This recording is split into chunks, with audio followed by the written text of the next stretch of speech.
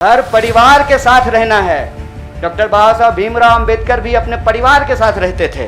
आप जितने बड़े लोग हैं उनका इतिहास उठा करके देख लीजिए, सब लोग अपने परिवार के साथ रहते थे। वो परिवार छोड़ करके बनने वाला परिवार नहीं। न्याय, बराबरी और संघर्ष के लिए इस परिवार में मैं शामिल हुआ हूं। इतना मूर्ख बनाएंगे ये हमको कि हमारी पार्टी में परिवारवाद है। जो ही आप आरएसएस में शामिल हो जाइएगा तो वो संघ परिवारवाद हो जाता है।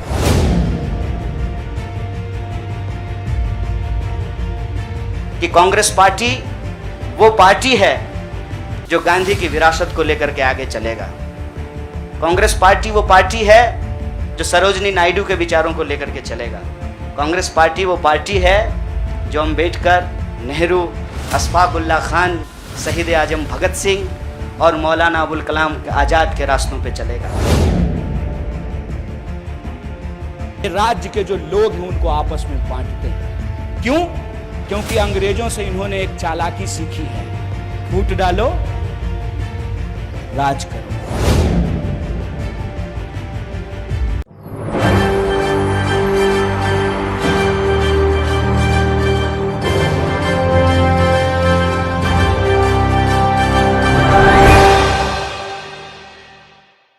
नमस्कार, मैं नाज़मीन खान और आप देख रहे हैं SPN9 न्यूज। बिहार के बेगूसराय में जन्मा एक लड़का जिसने जवाहरलाल नेहरू विश्वविद्यालय यानी JNU में एक ऐसा भाषण दिया जिससे जेल से सीधा उसका राजनीतिक सफर शुरू हो गया। और वो लड़का कन्हैया कुमार है, जो आज अपने बेबाक बोल, बेखौफ, निडर और आजाद दिल के कारण देश की सबसे पुरानी पार्टी कांग्रेस में एक बड़ी जिम्मेदारी संभाल रहे हैं। अपनी मेहनत और लगन के कारण आज कन्हैया कुमार को कांग्रेस वर्किंग कमेटी का सदस्य चुन लिया गया है। 2 साल की मेहनत और संघर्षपूर्ण सफर में कांग्रेस में रहकर कन्हैया कुमार का कद बढ़ता गया। सबसे पहले इस संवाददाता सम्मेलन में आए हुए मैं अपने सभी पत्रकार साथियों का, और मैं देख रहा हूं कि कुछ ऐसे दोस्त भी हैं जगह की कमी के चलते कमरे में आ नहीं पाए हैं, लेकिन सुन रहे हैं बाहर खिड़कियों से।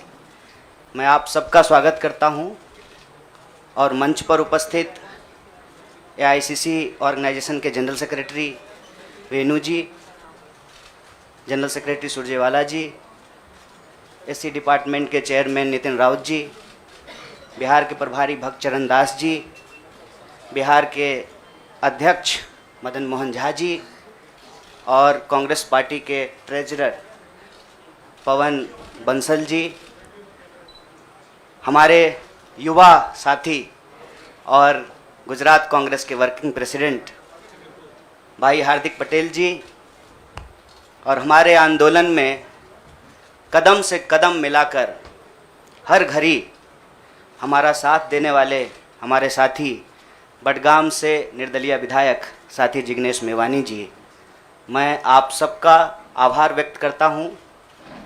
और मैं अपने पत्रकार साथियों से कुछ चीज़ों को लेकर मुखातिब हों उससे पहले आज ये एक ऐतिहासिक दिन है। आज शहीद आजम भगत सिंह की जयंती है। लोग शहीद होते हैं, भगत सिंह शहीद आज़म हैं। शहीद आज़म इसलिए हैं कि आज हम लोग जहां माल्यार्पण करने के लिए गए थे, शहीद पार्क, वो शहीद पार्क एक ऐतिहासिक पार्क है। वो हिस्सा है फिरोज शाह कोटला फोर्ट का, जहां पर चंद्रशेखर आज़ाद जी की अध्यक्षता में हिंदुस्तान रिपब्लिकन आर्मी की गुप्त मीटिंग हो रही थी। अंग्रेज़ों के ज़माने में क्रांतिकारी छुपकर मीटिंग किया करते थे। नौजवान तरुण भगत सिंह एक प्रपोजल लेकर के आए कि हिंदुस्तान रिपब्लिकन आर्मी का नाम अब हिंदुस्तान सोशलिस्ट रिपब्लिकन आर्मी होना चाहिए। यह ऐतिहासिक क्षण, वो ऐतिहासिक भूमि और हमारे युवाओं के आइकन शहीद आजम भगत सिंह को हम अपना नमन प्रस्तुत करते हैं। आज एक दुखद घटना भी हमारे ज़िले में हुई है। वज्रपात के चलते 2 बच्चियों का निधन हो गया है। मैं इस मंच से उनके प्रति शोक व्यक्त करता हूं और उनके परिवार के प्रति अपनी संवेदना व्यक्त करता हूं। दोस्तों, मुझे लगता है कि बहुत कुछ कहने की ज़रूरत नहीं है। आजकल सूचना क्रांति के इस दौर में हमसे ज़्यादा मालूम हमारे पत्रकार साथियों को होता है। तो बेहतर ये होगा कि आप सवाल पूछें, मैं आपका जवाब दूं। लेकिन आप सवाल कहाँ से पूछेंगे और आपके मन में कौन से सवाल चल रहे हैं, इसका थोड़ा सा अंदेशा है, मुझे थोड़ा अंदाज़ा भी है। सबसे पहले मैं आपको बधाई देना चाहता हूँ कि आपने पत्रकारिता की उस मिसाल को जिंदा रखा है कि कम से कम विपक्ष से तो सवाल करते हैं ना, ताकि इस देश को याद रहे कि पत्रकारों का काम है सवाल पूछना। तो मैं आपके हर सवाल का जवाब दूंगा। जितना सवाल आप पूछना चाहते हैं पूछिएगा, बारी बारी से पूछिएगा, सारे सवालों का जवाब दूंगा। बस एक सवाल का जवाब जो मुझे लगता है कि आप सबके मन में होगा कि आप कांग्रेस पार्टी क्यों ज्वाइन किए हैं, उस सवाल का जवाब दे करके मैं हमारे जो अध्यक्ष हैं उनकी तरफ मुखातिब होऊंगा, माइक उनको समर्पित करूंगा। मैं कांग्रेस पार्टी इसलिए ज्वाइन कर रहा हूं कि मुझे ये महसूस होता है कि इस देश में कुछ लोग, वो सिर्फ लोग नहीं हैं, वो एक सोच है। वो इस देश की सत्ता पे ना सिर्फ काबिज हुए हैं, इस देश की चिंतन परंपरा, संस्कृति, इसका मूल्य, इसका इतिहास, इसका वर्तमान और इसका भविष्य खराब करने की कोशिश कर रहे हैं। वो जो सोच है, उस सोच के बारे में आप अपने आप समझ जाएंगे, क्योंकि कहीं मैंने पढ़ा था कि आप अपने दुश्मन का चुनाव कीजिए, अपने विपक्ष का चुनाव कीजिए, दोस्त अपने आप बन जाएंगे। तो हमने ये चुनाव किया है। हम इस देश की सबसे पुरानी पार्टी, सबसे लोकतांत्रिक पार्टी, मैं जोर दे करके बोल रहा हूं लोकतांत्रिक पार्टी, ताकि आप लोग परिवारवाद पे सवाल जरूर कीजिएगा।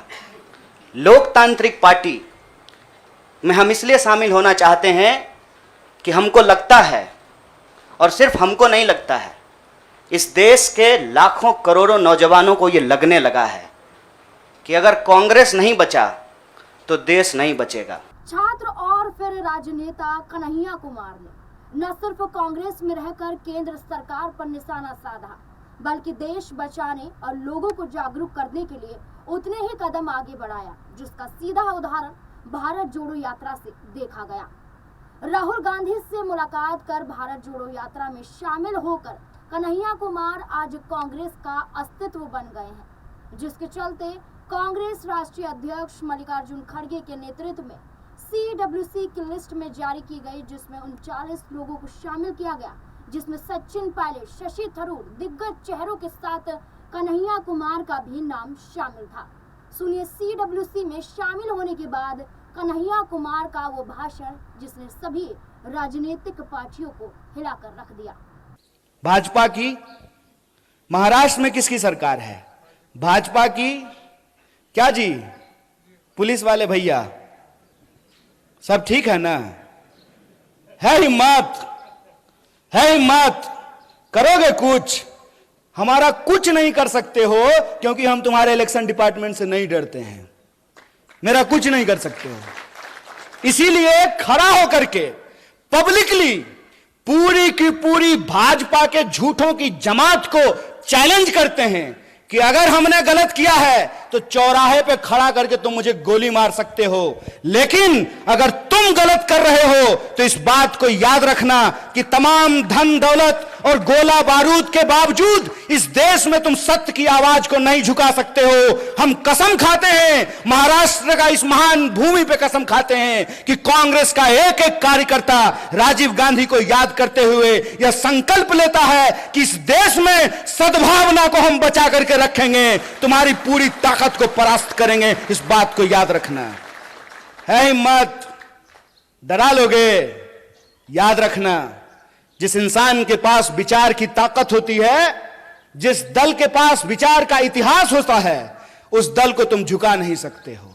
जानते हैं, मोदी जी सुबह सुबह 15 अगस्त को उठ करके तैयार हो करके बढ़िया सूट वूट पहन करके बाल वाल सेट करा लिए थे। बुढ़ापे में भी जो है बाल का बहुत ध्यान रखते हैं। और वहां गए और जाते ही झूठ बोलना शुरू कर दिया। ये क्यों बार बार परिवारवाद बोल करके कांग्रेस पे हमला करते हैं? इसकी क्या वजह है? इसकी वजह यह है कि इनको मालूम है कि ये जिस व्यक्ति को अपना दुश्मन चुन लिए हैं ना, पहली बात तो ये वो व्यक्ति इनको अपना दुश्मन मानता ही नहीं है, क्योंकि ये आदमी ही उस लेवल के नहीं है। सच बात बता रहे हैं आपको। और दूसरा, इन्होंने सब कुछ कर लिया, खरीदने की कोशिश कर ली, डराने की कोशिश कर ली, सब कुछ करने के बाद ये इस नतीजे पर पहुंचे हैं, भाई ये इंदिरा गांधी का पोता है, मर जाएगा, झुकेगा नहीं।